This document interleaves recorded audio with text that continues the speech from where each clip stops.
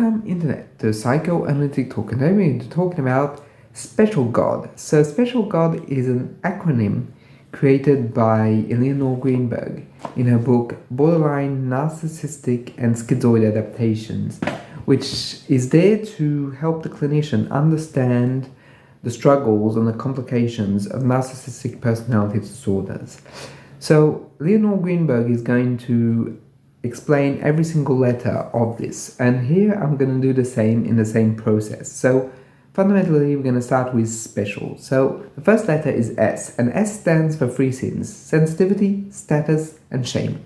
So let's start with sensitivity. Sensitivity is the fact that the people with NPD often feel that they can be very easily slighted, that something that's not necessarily an attack, sometimes even a joke, can foster a lot of feelings of overreaction, hatred, anger, and so on and so forth, because they perceive any sin and potentially as being a slight. It depends on the individual, of course, but for example, something like coming late to an appointment might be perceived as, oh well, you're insulting me because you're coming late, you do not value my time, right? So the person might have just missed the bus, but that's not the point of the narcissist. The narcissist feels that being late is an attack upon himself. So he's very sensitive. At the core, he's very open to what could hurt him. So therefore that openness translates into an overly sensitive vision of anything that could be addressed or spoken or even done to him. Even though on the eyes of someone else it might not be the case at all. The other person might not consider coming 5 minutes late on an appointment as a slight, but just as an accidental misfortune or just a delay. But for the narcissist, that will not be. It will be really seen as an act of aggression towards them. Moving towards status. Narcissists are often very, very keen on status or hierarchies, or the social role and the social presence or status. And often Greenberg says that when they get into a party, they are laser focused on determining who fits where, in which group, in which category, to know who is above them, therefore who is people to aim towards, satisfy, please, and who are below them, people to avoid, people that will not grant them what they want, and so on and so forth. And she says that often in narcissistic personalities there is no such thing as an equal. So or you're above them and worthy of their time, or you're beneath them, and then you become not uninteresting to them. Even though the individual might be very interesting, the narcissist doesn't see the person that way any longer. Now, so last one for the S is shame, because fundamentally those two elements show that they are very afraid of being shamed, because shame is what the narcissist is the most afraid of. It's the sin that's going to really get to him. So to avoid any feelings of shame, they're going to try and analyze all of their surroundings, trying to be in a way oversensitive, overreactive to anything in order to protect their sense of self, because that sense of self is very deeply hurt. And that shame comes as a wrecking ball, destroying what is there. So they're very, very careful in their own specific way, narcissistic way, of course, or adaptations, as Elionor Greenberg says in her book, but still, they're very, very cautious. Therefore, the shame is to be avoided at all costs. Now, moving to the P. P is for perfect, because in order to avoid feelings of shame, for the narcissist, the best way possible is to show a facade of perfection, i.e., I am better than everyone else, I am more grandiose, more formidable, nothing can touch me, nothing can sully me, I am perfect. That perfectness is often something in which they find refuge, both intellectually, cognitively, but also emotionally. They try and really become that perfect sense of self for them, of course, but they also try to project it onto others. So the whole aim is for others to believe in that sense of perfection rather than just themselves feeling it. So what their aim, or at least their ideal aim, would be to just everyone share the sense that they are perfect and that there's nothing wrong with them. That doesn't mean, and I have to stretch this, that they are unaware of issues within themselves. It's just that they really deeply do not want to look at them. Therefore, they project them and they throw it out onto the outside, or they repress them, but they don't confront them and they don't acknowledge them in the same way. And a way of not acknowledging this is by presenting a perfect facade, a perfect persona for themselves and for others, in order to not get attacked, to not get their sense of self shamed or humiliated, because that's what they fear the most. Okay, so that's for the P. So moving on to the E. So E stands for entitlement and envy. Now, entitlement is the fact that the narcissist feels that because they're special, because they're perfect, remember, that they are owed something. That even though they might not have provided any efforts, they might not have put in the work, by their sense of self, by their own being, they're special enough to be able to get the best, regardless of the effort, and to be recognized as the best. Therefore, they feel very entitled, and they can ask for things that seem completely ludicrous.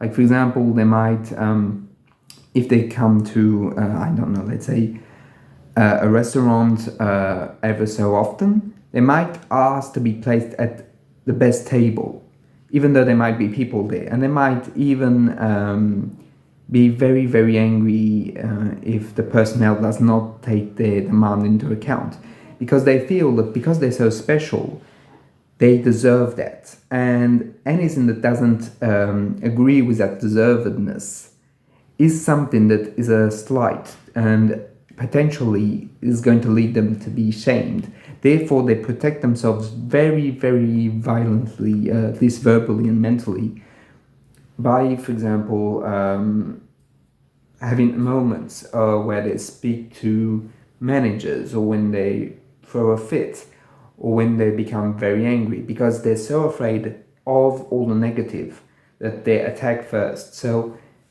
in French, there is this saying, and I think in English too, where attack is the best form of defense. Well, that's exactly it. They attack rather than just defend, because they feel that if they attack, then they are one step ahead. So that's the entitlement. So the envy is the alternative side, because at the core they do feel empty, and that emptiness leads to feelings of envy. They might envy others for what they have, for what they stand for, what are their role, and even who they are. For example, the ability to have at peace relationships that are not full of tension, might be something that's envied by the narcissist, but something that they can't necessarily admit because it's too complicated. And often what happens is that they say that other people envy them. Like, for example, oh, they envy my car, they envy my status, they envy my job. But what is truly being said is the narcissist is envying them for the fact that they are able to be themselves with a sense of relaxedness, a sense of peace, being themselves fully, which the narcissist can't do.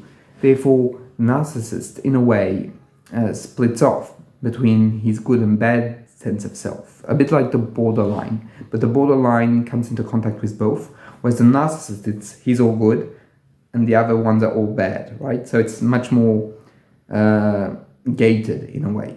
So that's for the E. Now we have the C, cool and calculating. That's often to say that the narcissists themselves, even though they might use a persona, as I was saying earlier, of perfection, showing interest and emotions, they might not completely be in contact, emotionally speaking, with those emotions, which means that they might just feel that they have to present something to others in order to get what they want. And often they can be very convincing at it, because they have studied on emotional level how to react and what are the good reactions, the reactions that will get them what they want. and what are the reactions that will not get them what they want. And often they know who to appeal to and who to avoid. And often this can be cause of concern for others, because others don't necessarily see the narcissistic side of it, not from the get-go. But it's when the narcissist gets what they want from the person, they might just completely lose interest, like just fall off their radar and not even engage anymore.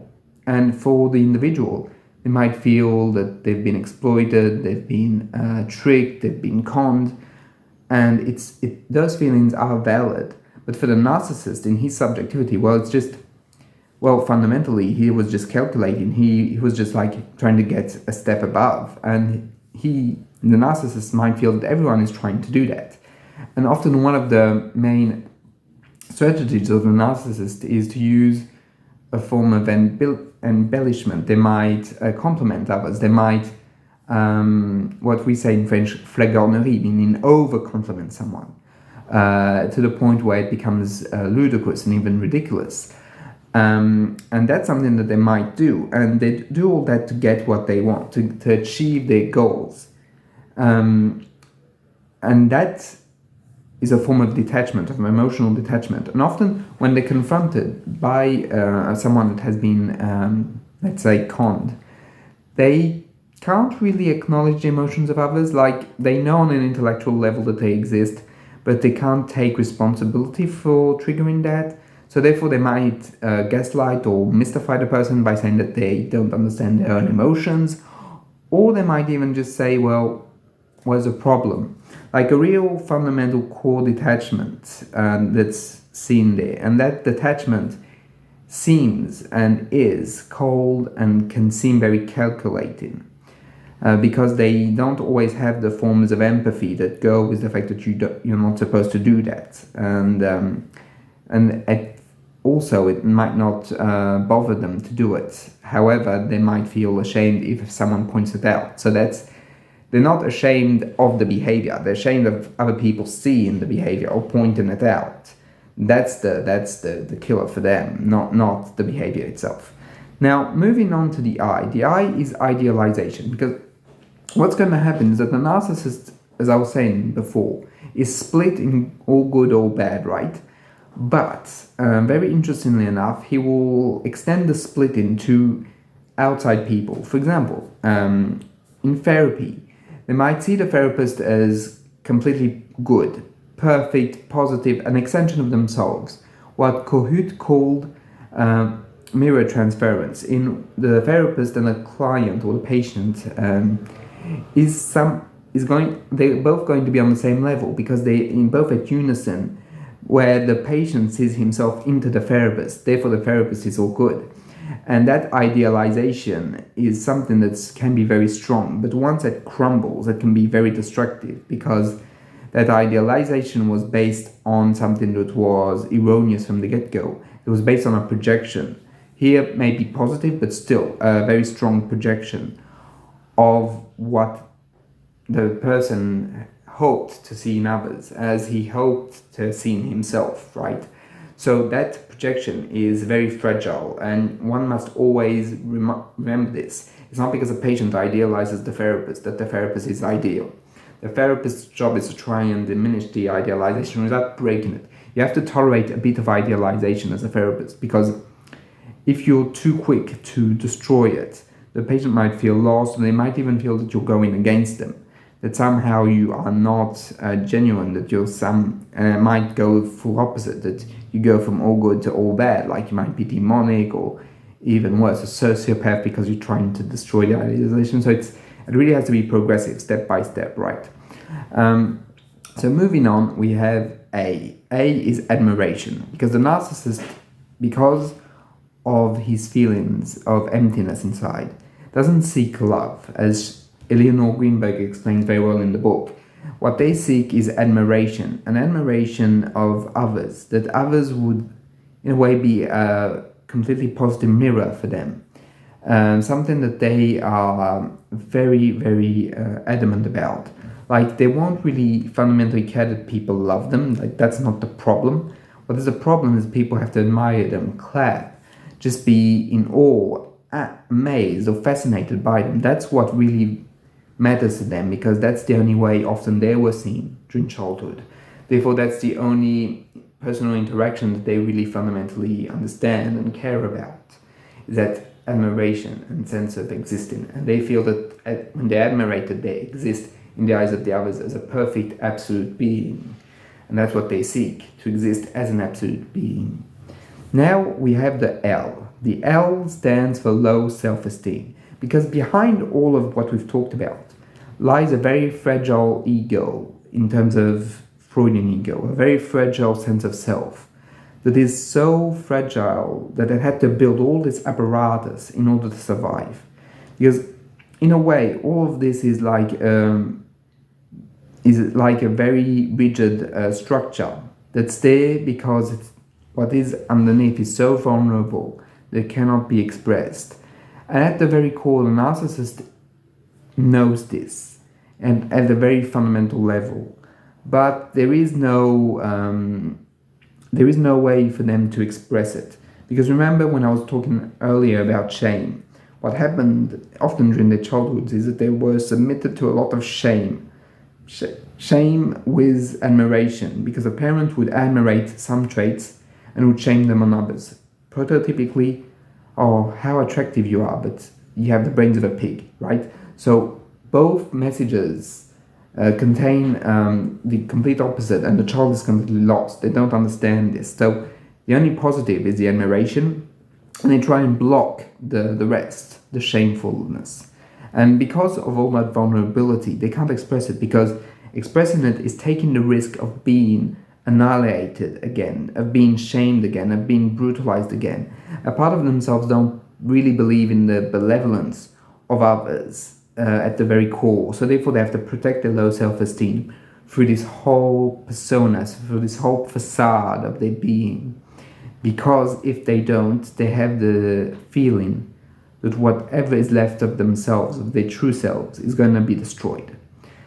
So the last part is the God part. So God stands for Grandiose, Omnipotent Defense. So what is it? Well, fundamentally, when a narcissist is hurt, often they will react in the most outrageous fashion. Often even feeling that what they're reacting to is completely out of proportion, it goes beyond the scope of normal hurt, right? They might even react as if they were somehow all-powerful, almighty gods. For example, someone, and Elionor Greenberg talks about this, that someone in her group, which was a narcissist, did not stand not being the center of attention. Therefore, they went on saying that everyone was wrong, that they didn't even understand the whole purpose of the group. The group was to talk about them and only them, and they completely misunderstand their own emotions and so on and so forth. And they were the only ones completely aware, completely there. And what you can see here is that by them saying that they're completely there, that they're completely aware, that they know everything, they're putting themselves in a position of godhood. They are cut above others. They are completely beyond humanity. And in by doing that, they try and change the reality of what is happening, i.e. they might feel rejected, they might feel abandoned, they might feel shamed, but they're transforming it in such a way that they try to regain control through a complete fantasy of themselves as an all-powerful being, a being that denies reality itself.